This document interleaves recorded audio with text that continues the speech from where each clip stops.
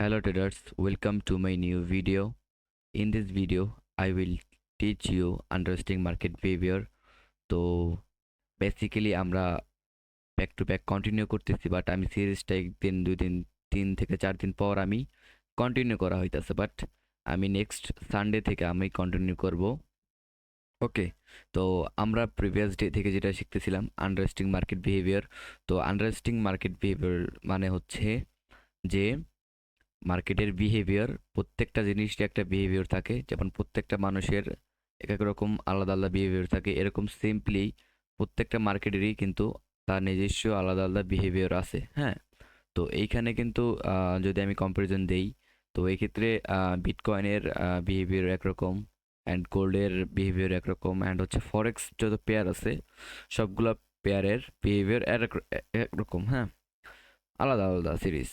তো এই ক্ষেত্রে নর্মালি এই ক্ষেত্রে আমরা যদি দেখি মার্কেটের বিহেভিয়ার, হ্যাঁ, একদম সিম্পল প্রাইস অ্যাকশনের যে বেসিসে আমরা যদি বোঝার ট্রাই করি, হ্যাঁ, নর্মালি বিহেভিয়ারটা কীরকম হইতাছে যদি দেখা যায় যে মার্কেট কী করতেছে, সিম্পলি ব্রেকডাউন করতেছে। হ্যাঁ, তো যদি এখানে সবাই ব্রেকডাউন করে, তার মানে যত রিটেল সেলার ছিল সব কী করছে, এখান থেকে সেল করতেছে, এখান থেকে সেল করছে। হ্যাঁ, এখান থেকে সেল করছে, অ্যান্ড নর্মালি কি হয়েছে, মার্কেট যদি এখানে স্টপ লস থাকে, এদিকে এসএল থাকে, তাহলে কি হবে, মার্কেট তো উপরে যাবে, ঠিক আছে, সবার এসএল নিতে। মূলত ওদেরকেও ট্র্যাপ করতে উপরে যাবে।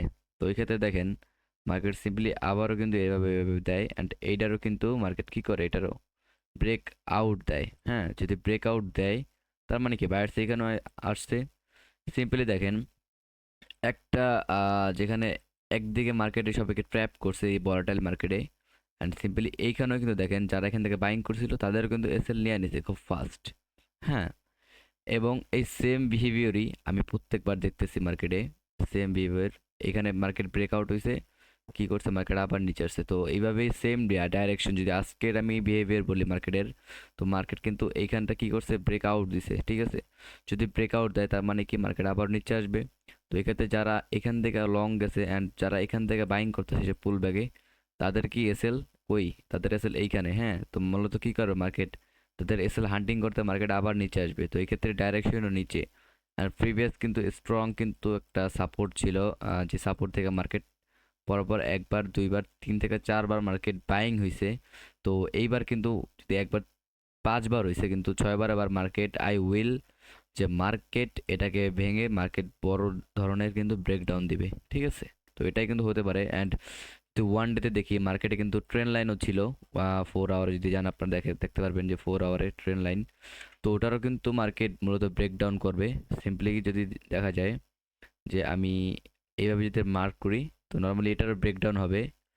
হ্যাঁ, তো 15 মিনিটে যাই, মূলত স্ট্রাকচারটা বোঝাই যে আমরা আমাদের যে সেলিংয়ের যে প্ল্যান সেটা কি।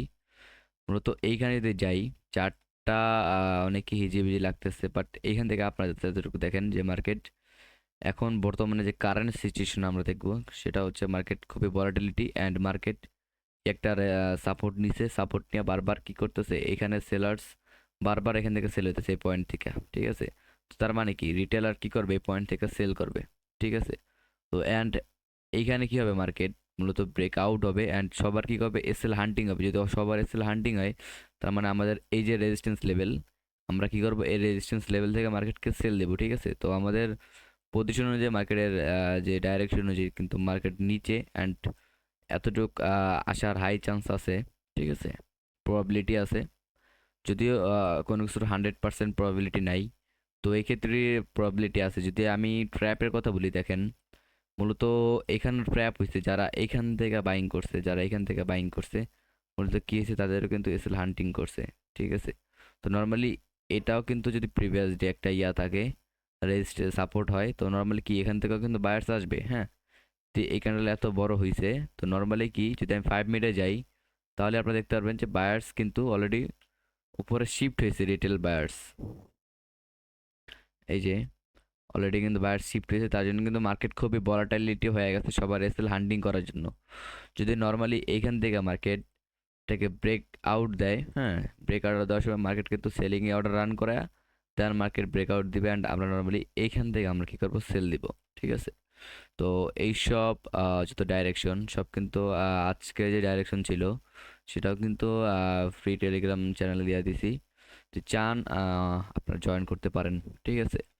তো এক্ষেত্রে বেনিফিটটা বলি, আন্ডারস্ট্যান্ডিং মার্কেট বিহেভিয়ার। মার্কেট কিন্তু সিম্পলি কোনো লজিক অনুযায়ী মার্কেটকে যদি আমি পড়ার ট্রাই করি সবসময়, ঠিক আছে, অ্যান্ড মার্কেটকে রিড করি।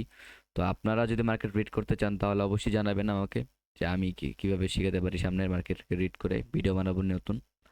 তো এই ক্ষেত্রে দেখেন মার্কেটে যে বায়ার সেলার্সের সাইকোলজিতে আমরা বোঝার ট্রাই করি। সিম্পলি কী হয়েছে, সেলার্স এখান থেকে সেল হয়েছে অ্যান্ড নর্মালি কী হয়েছে, পুল ব্যাক দিছে। এই পুল ব্যাক দেওয়ার কারণে কী হয়েছে, মার্কেটে স্ট্রং একটা পুল ব্যাক দিছে। তার মানে কি এইখানেও একটা লেভেল ছিল, এই লেভেল থেকে কী হয়েছে, মার্কেটে বায়ার্স আবার আসছে। যদি বায়ার্স আসে তো লেভেলটা হাই, তো নেক্সট কী হবে, এটা রেজিস্ট্যান্স হয়ে যাবে। পরের বার যদি যায় এখানে, তো নর্মালি প্রথমবার টাচ করে মার্কেট কী হবে, সেল হবে, ঠিক আছে? তো এটাই কিন্তু প্রত্যেকবার হয়, এটা কিন্তু মার্কেটের একটা নেচার বিহেভিয়ার। যদি যান আপনি দেখেন যে এইখানে দেখেন সিম্পলি এটাও কিন্তু একটা রেজিস্ট্যান্স।